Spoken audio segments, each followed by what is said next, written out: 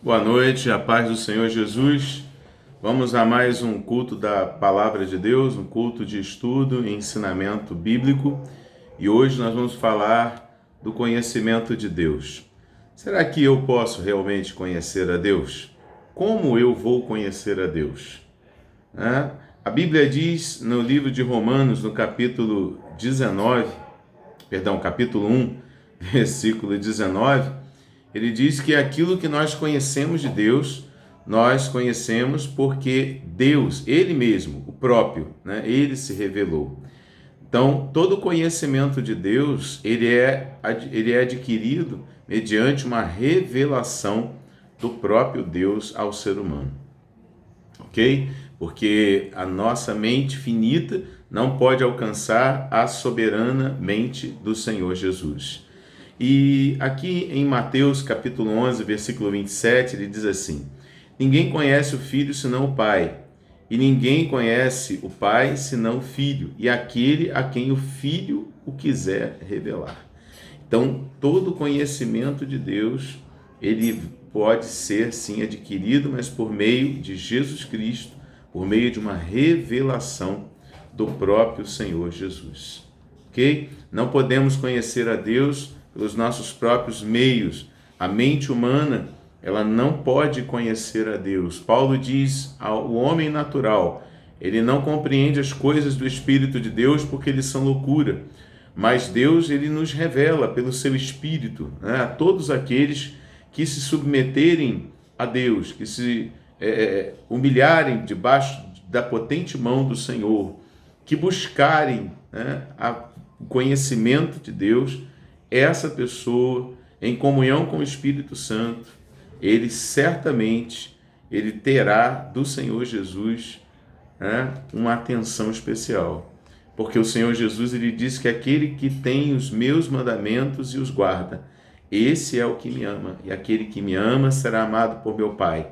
Eu também o amarei e me manifestarei a ele, ou seja, me revelarei a ele. Esse texto está no Evangelho de João, capítulo 14, versículo 21. Então, nós temos aí alguns princípios, que devemos observar com relação à revelação do Senhor. Eu preciso buscar, guardar o mandamento de Deus, para que eu possa adquirir o conhecimento desse Deus. Amém? Na verdade, Deus possui uma natureza incomunicável também, ou seja, incognoscível.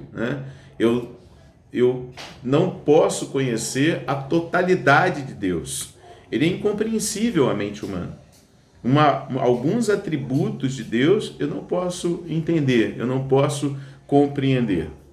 Eu tenho alguns textos aqui separados para lermos juntos, que falam sobre essa incompreensão na mente humana com relação às coisas de Deus.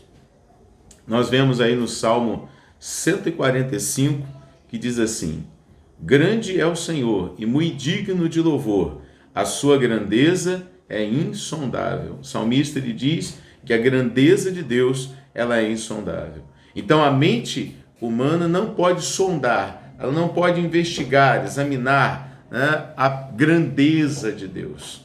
A Bíblia também diz que nem o céu dos céus podem conter a sua glória. Deus, irmãos, é um ser imenso, um ser imortal, eterno, não tem fim.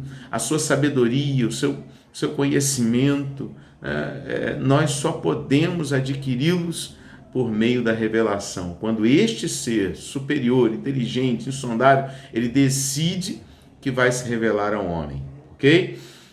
Também nós temos aí no Salmo 147, versículo 5, a seguinte declaração: exaltado é o nosso Senhor e de grande poder, o seu entendimento é infinito. Se o entendimento de Deus, se a mente de Deus ela é infinita, como posso eu, um ser finito, ter conhecimento desse Deus?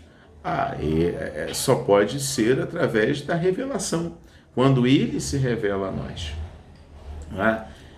Davi diz também no Salmo 139, versículo 6: tal conhecimento é maravilhoso demais para mim. tão sublime que não posso compreendê-lo. Né?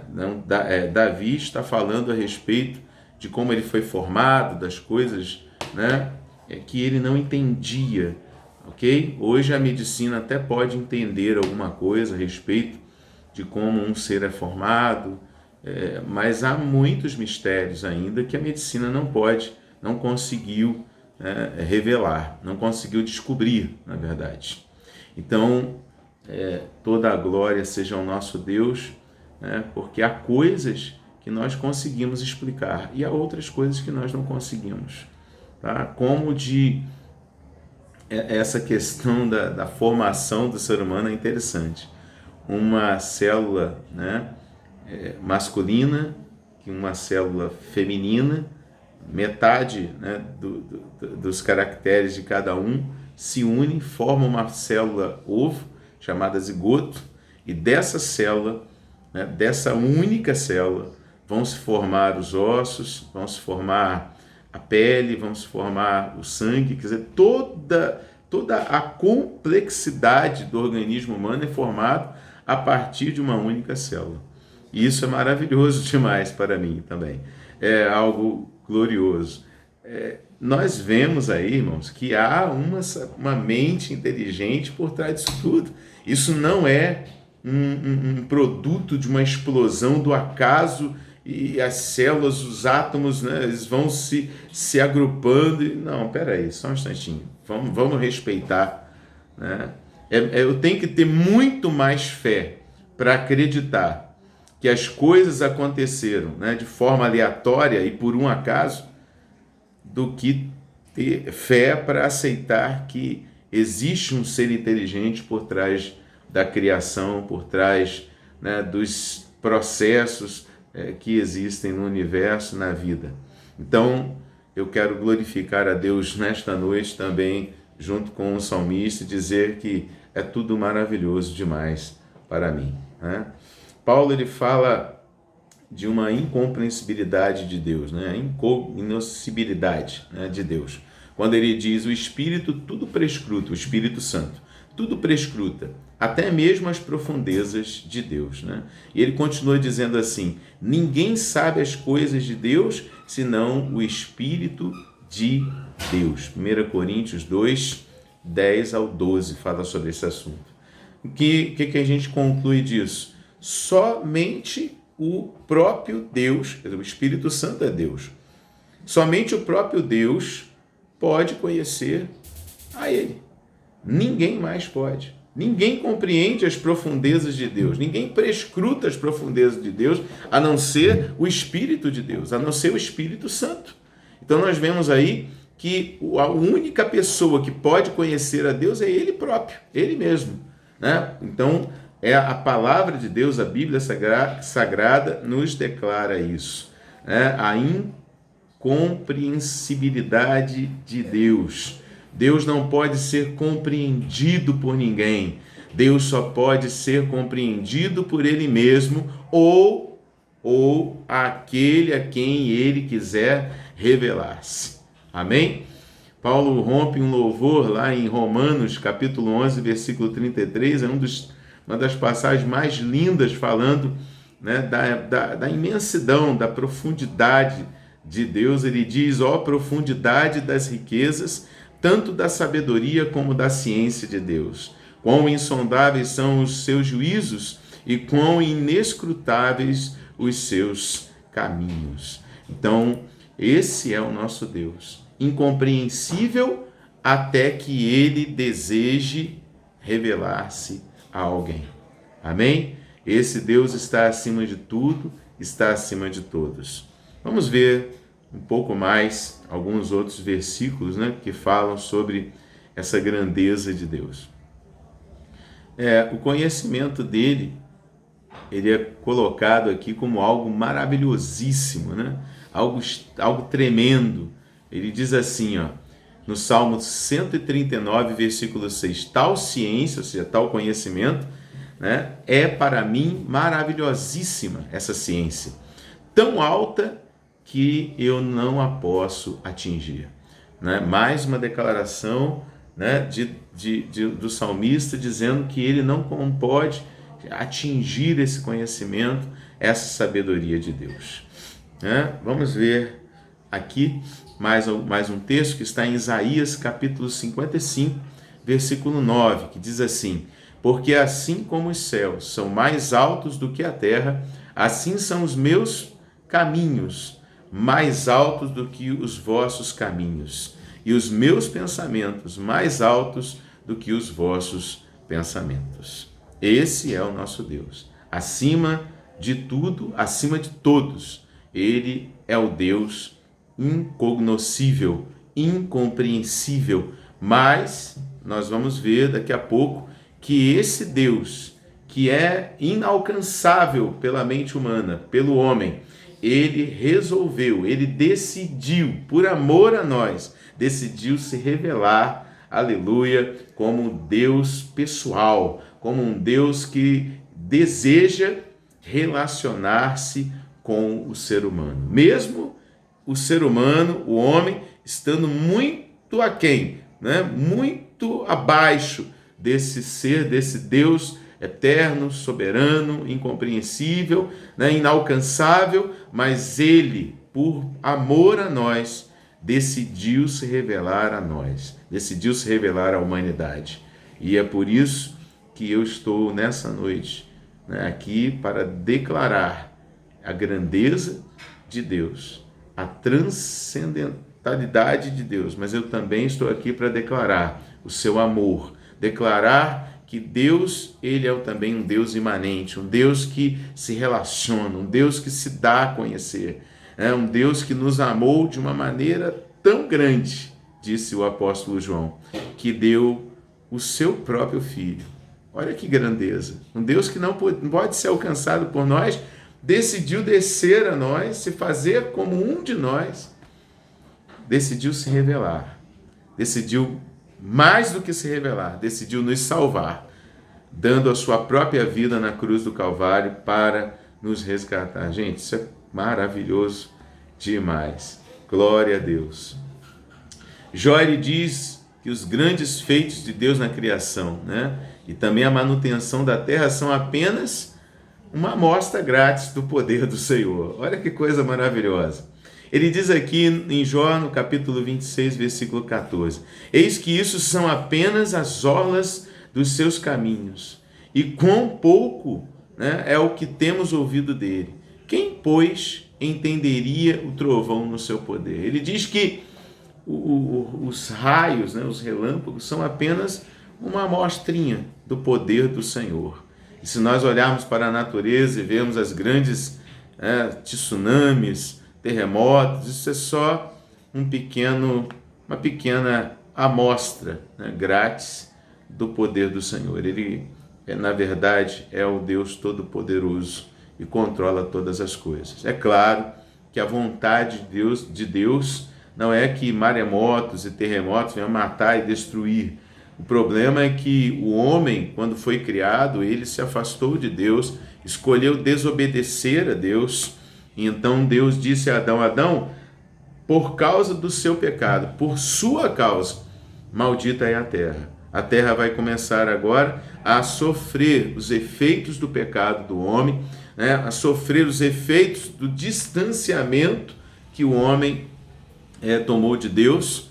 O homem escolheu pecar e cada dia mais nós vemos a sociedade do mundo todo se afastando de Deus. São poucos os que procuram fazer a vontade de Deus, mas a questão é que nós temos uma esperança, Nós sabemos que o Senhor Jesus vai voltar para buscar a sua igreja, e depois da tribulação, da grande tribulação, ele voltará novamente. Toda a igreja está composta pelos salvos, pelos lavados e remidos no sangue de Jesus, estarão com ele, e nós voltaremos à terra para reinar 1000 anos aqui, um reinado de 1000 anos, chamado milênio. Nós reinaremos com Cristo aqui, então toda a terra será restaurada nesse período, e nós experimentaremos né? Muita paz, muita prosperidade nesse período, mas isso é um período futuro. Nesse momento agora, nessa era que nós estamos vivendo, a terra ela está em dores de parto, está passando por contrações, aguardando a vinda de Jesus. E ele disse que quando nós víssemos, né, as contrações da terra, nós deveríamos estar alertas porque está próximo a vinda do Filho de Deus, está próxima a vinda do Senhor Jesus para buscar a sua igreja. Ok? Vamos continuar aqui, eu quero ler apenas mais alguns textos.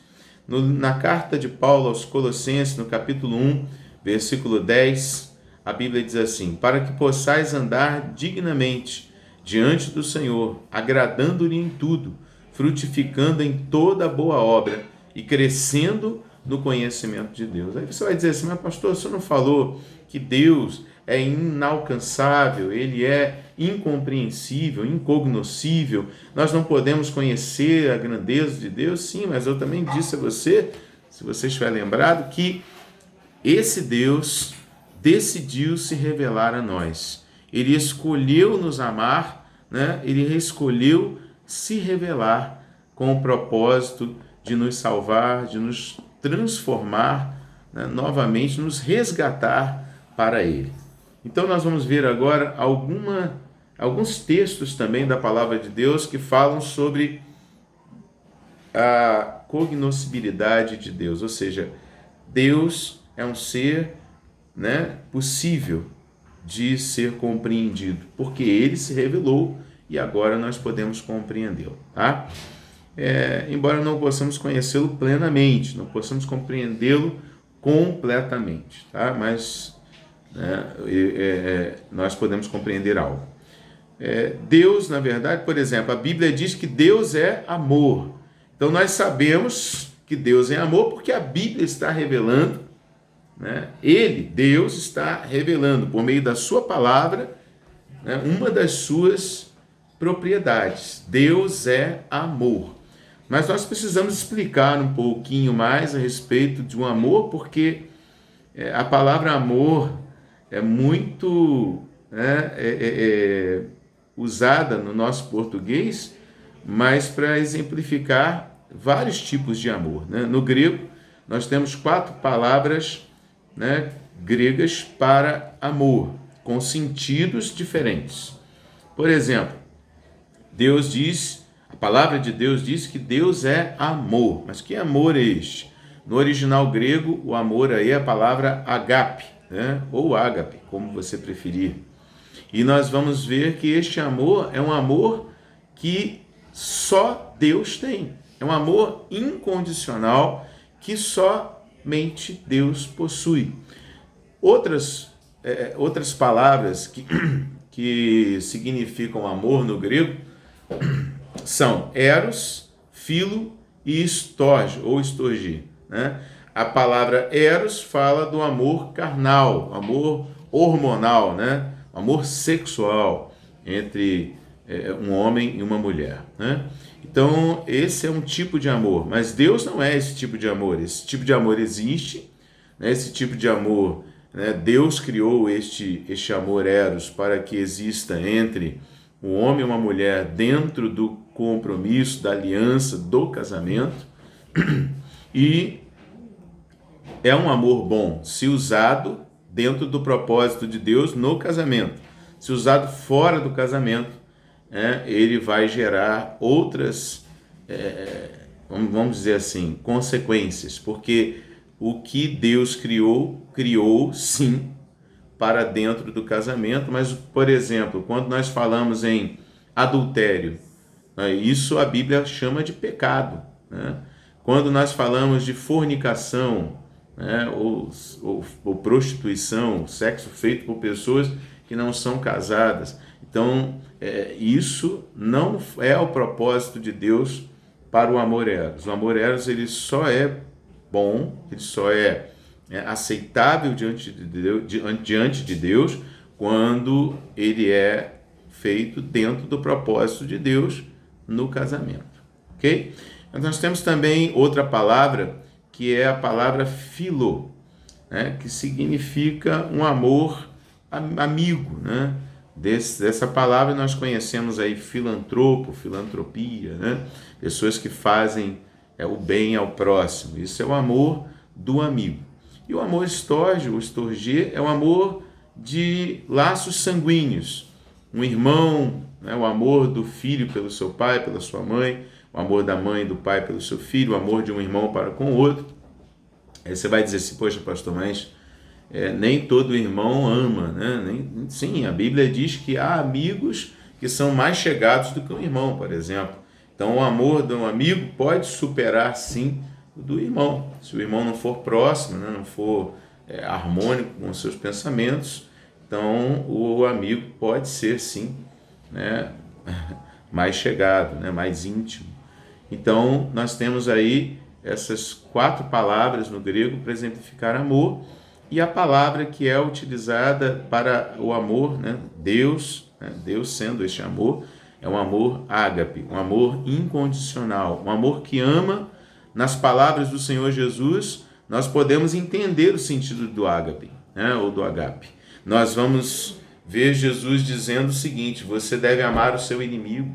Aí você vai dizer para mim, poxa, mas amar o meu inimigo? Como que eu vou amar o meu inimigo, pastor?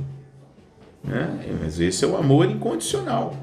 Não há motivos para amar, mas ele ama a si mesmo. Já pensou se Deus, né, fosse esperar que toda a humanidade se voltasse para ele, para que ele viesse aqui, enviasse o seu filho Jesus? A Bíblia diz, Paulo dizendo na carta aos Romanos, ele diz, olha, Deus prova o seu amor para conosco, um amor ágape, incondicional. Deus prova o seu amor para conosco em que Cristo Jesus morreu na cruz por nós, sendo nós ainda pecadores. Olha aí o amor ágape, olha aí o amor incondicional, o amor que você não fez nada, você não fez absolutamente nada de bom para Deus gostar de você, mas Deus gosta de si mesmo. Porque quando Jesus morre na cruz, ele morre por toda a humanidade. Nós vamos ver, peraí, Deus não morreu pelos ladrões, pelos marginais, pelas pessoas que fazem coisas erradas. Tá bom, então vamos lá para aquele episódio, né? Aquele espetáculo da cruz, quando Jesus Cristo é crucificado, ao lado dele haviam 2 ladrões. Um deles foi salvo naquele momento. A graça, o amor de Deus, ele não tinha nada de bom que as pessoas ali, né, pudessem declarar como um testemunho em prol dele. Ele não tinha nenhuma boa ação, ele não tinha nenhum bom comportamento, ele não ajudou ninguém, pelo contrário, ele estava na cruz porque ele era um criminoso, ele prejudicou muita gente, talvez tenha roubado, tenha matado, a Bíblia não declara os erros, os crimes que essa pessoa cometeu, mas ele aceitou ali a fé em Jesus, ele olhou para o Senhor Jesus, ele creu que Jesus era o Filho de Deus, ele disse, mestre, lembra-te de mim quando entrares no teu reino, no teu paraíso, né? E no teu reino. E Jesus olhando para ele e disse assim, olha, ainda hoje tu estarás comigo no paraíso. Como que o amor de Deus não é incondicional? O amor de Deus é completamente, inteiramente, plenamente incondicional, querido. Se nós crermos em Jesus Cristo, nos arrependermos dos nossos pecados e confessarmos os nossos pecados a Ele, como diz João, Ele é fiel e justo para nos perdoar os pecados. Este é o amor de Deus. Olha aí, nós já conhecemos bastante a respeito do caráter, a respeito da pessoa de Deus, por meio de uma propriedade, né? De um atributo que a Bíblia atribui a Ele, o amor. Deus é amor. Olha quanta coisa nós já falamos, quanta coisa nós já descobrimos de Deus, por meio de uma única revelação, de um adjetivo, né, de uma qualidade, que é o amor. Deus é amor. Né? Vamos continuar aqui. A Bíblia diz também que Deus é luz. Né? Em 1 João, capítulo 1, versículo 5, a Bíblia diz, e esta é a mensagem que dele ouvimos, e vos anunciamos, que Deus é luz, e não há nele treva nenhuma. Olha aí, Deus é luz, né? E a Bíblia declara que nele não há treva nenhuma.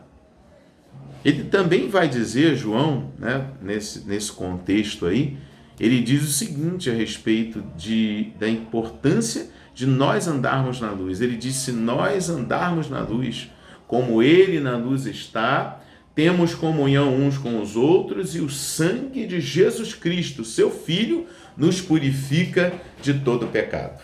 Olha que coisa maravilhosa. Olha a salvação aí, olha o amor ágape, né? Agora, claro, aí há uma condição.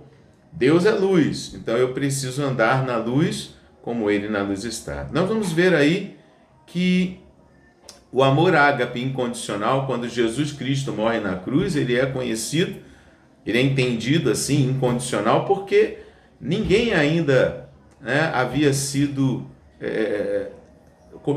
cumprido a lei para que Deus pudesse amá-lo por ele ter cumprido a lei. Entenda, não havia méritos na humanidade. A Bíblia diz que Deus olhou do céu para a terra e não viu nenhum justo sequer. Então, quando Deus decide descer aqui na forma de homem, né, e se fazer servo ali por nossa causa, por amor a nós, nós vamos ver que há um amor incondicional aí. Só que a salvação que nos é oferecida, ela está condicionada. Ela está condicionada, por exemplo, ao fato de que Deus é luz.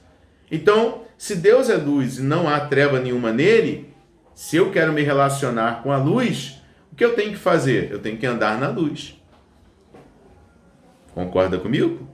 Se você apagar o interruptor aqui nessa sala, nós vamos ficar em trevas. Se eu acender, eu tenho luz. Então eu não posso, né, agradar a Deus, que é luz, estando nas trevas. Até porque não tem como coabitar junto. Ou eu vivo a luz, ou eu vivo as trevas. Eu não tenho como viver, não, Deus é luz, mas eu vou andar nas trevas. Não tem como. Você não vai ter comunhão. Quando a luz chega, as trevas se dissipam. Não há como você andar nas trevas e andar com Deus, querido. Deus é luz e não há nele treva nenhuma. Olha aí, mais um atributo de Deus, mais uma qualidade, mais um pouco do caráter de Deus está sendo revelado por meio desses textos, por meio das Escrituras Sagradas. Deus é amor, Deus é luz, né? E nós já estamos compreendendo um pouco mais a respeito de Deus por meio das Sagradas Escrituras. A Bíblia é a revelação de Deus para o homem, uma revelação especial. A natureza, ela pode revelar Deus? Claro, a natureza revela Deus. Abra sua Bíblia aí, no Salmo 19. Vamos ler o Salmo 19, versículo 1. O que a Bíblia diz? Salmo 19, versículo de número 1.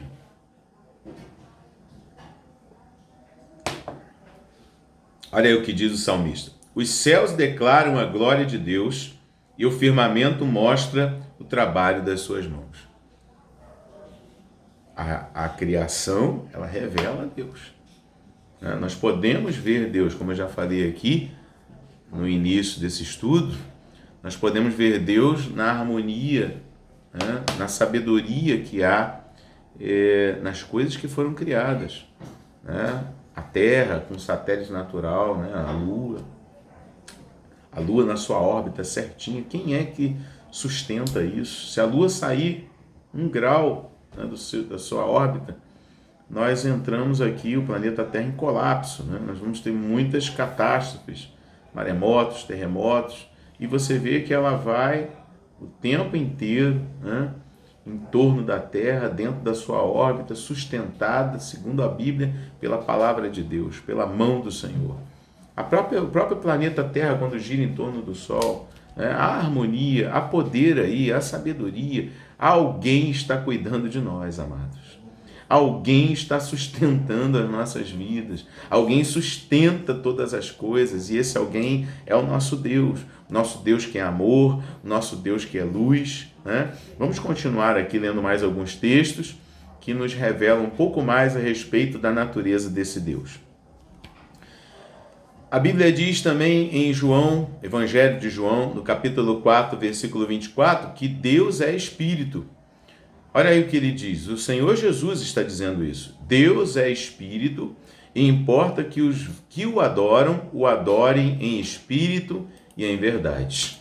Jesus estava conversando com uma mulher samaritana, e os samaritanos eles tinham um templo, né, construído no monte.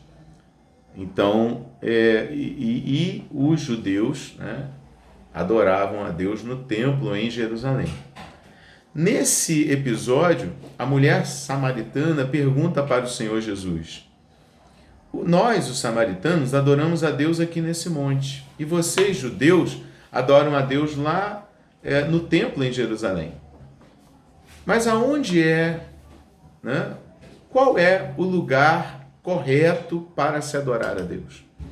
Aí Jesus ele faz essa declaração reveladora, né, da sua própria, da pessoa do Pai, né, mas do próprio Deus, dizendo o seguinte: Deus é Espírito, e importa que aqueles que o adorem em espírito e em verdade. Ou seja, Deus não depende do templo para ser adorado. Deus, ele é adorado no nosso espírito, porque ele é espírito. Então nós podemos nos comunicar com o nosso Deus por meio, né, do nosso espírito. Amém? Ele se comunica conosco por meio do seu espírito. A Bíblia diz que Deus é espírito e importa que os verdadeiros adoradores o adorem em espírito e em verdade. A Bíblia também diz que o Espírito de Deus testifica com o nosso espírito de que somos filhos de Deus, ou seja, ele se comunica, né? O Espírito Santo, ele se comunica conosco. O Espírito Santo, ele se comunica com o ser humano. Amém? Então, vamos lá. Deus é Espírito. Então, Deus não depende de um templo, Deus também não depende que façamos imagens de esculturas para o adorar, porque ele não precisa disso, né? Então, Deus é Espírito. Aliás, a revelação de Deus lá no Antigo Testamento, no livro de Êxodo, no capítulo 20, ele vai dizer que nós não devemos fazer imagens de escultura. Vamos ler esse texto? Eu não separei, mas você está com a sua Bíblia aí? Vamos ler, então, Êxodo, é o segundo livro da Bíblia, né? Gênesis, Êxodo, capítulo de número 20, a partir do versículo 1. Aqui Deus dá a Moisés, a Israel, né, as tábuas dos 10 mandamentos, e ele declara, né, nesses mandamentos o seguinte. Olha só como é que começa o texto. Êxodo, capítulo 20, a partir do versículo 1. E Deus falou todas essas palavras, dizendo: Eu sou o Senhor teu Deus, que te tirou da terra do Egito, da casa de servidão.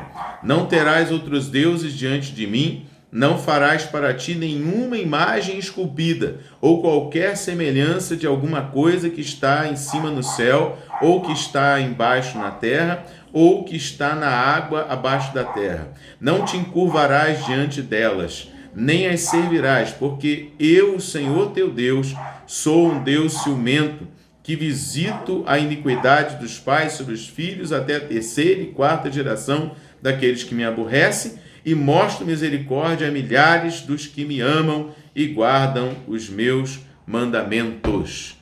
Então, que mandamento é esse? Não faça imagem de escultura. O simples fato de fazer uma imagem já está errado. O Senhor Jesus revelou para nós, através desse episódio. Nesse episódio, ele revelou para nós, através da sua palavra, ele diz que Deus é Espírito, e importa que os verdadeiros adoradores o adorem em espírito e em verdade. Não faça imagem de escultura, não tem necessidade. Deus é Espírito, e é pecado fazer porque Deus mandou não fazer. Pastor, mas a minha religião, querido, a Bíblia é a palavra de Deus, está acima de toda religião, está acima de todo qualquer tipo de líder religioso ou sacerdote. A Bíblia diz, ela declara: não faça imagem de escultura. Amém? Estamos aí nesse momento do coronavírus, né? Essa pandemia, as pessoas estão dentro de casa, está sendo feito o isolamento social, nós cancelamos os cultos da nossa igreja para colaborar, né, com as medidas, né, de prevenção ao contágio do vírus e nós continuamos adorando ao Senhor, continuamos realizando nossos cultos em casa, adorando a Deus. O templo é bom, a gente se reúne, a gente conversa, né? Quando vocês se reúnem, né, um tem doutrina, outro tem cântico, né? Cada um tem um dom, um talento e a gente soma ali os talentos, é muito gostoso. É propósito de Deus também a comunhão, né, com os irmãos no templo, com certeza, essa é a plena vontade de Deus. Mas por um período nós precisamos nos afastar. Deus é espírito e importa que os verdadeiros adoradores o adorem em espírito e em verdade. Então, você pode adorar a Deus na sala da tua casa, você pode adorar a Deus na sua varanda, você pode adorar a Deus em qualquer lugar, querido. Amém? Você pode falar com Deus por meio da oração, aonde você estiver, em qualquer momento do seu dia, isso não importa. Deus é espírito e importa que os que o adorem em espírito e em verdade. A Bíblia também diz que Deus é justo. Há uma justiça de Deus expressa nas Escrituras, né, demonstrando o seu caráter, a